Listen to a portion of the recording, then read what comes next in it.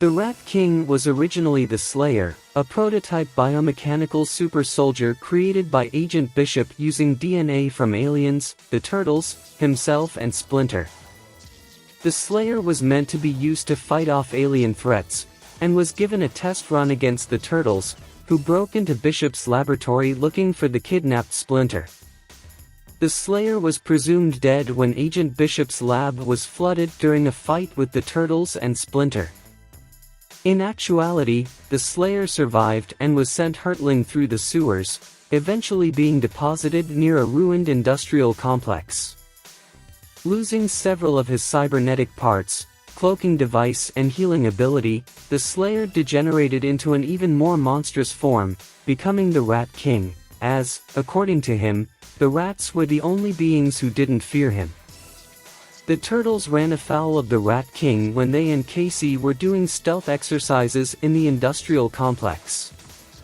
He captured Michelangelo and attempted to feed him to the rats, and eventually revealed himself to his foes. After the Turtles and Casey were able to drive back the army of rats, he was enraged and leaped down to fight them himself.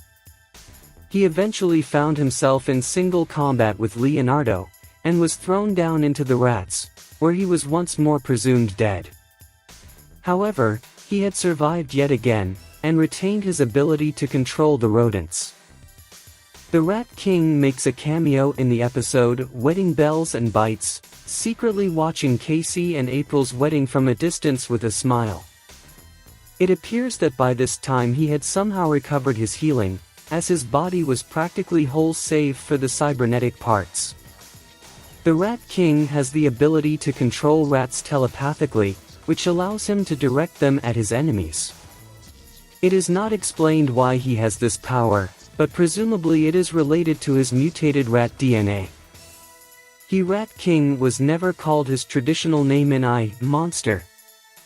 It is unknown why the Rat King showed up to Casey and April's wedding. The only reason is possibly because of his DNA being related to the Turtles and Splinter, and they all are good friends with the two.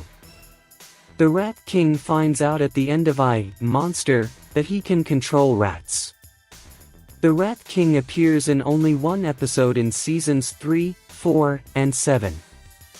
A website on the 2003 TMNT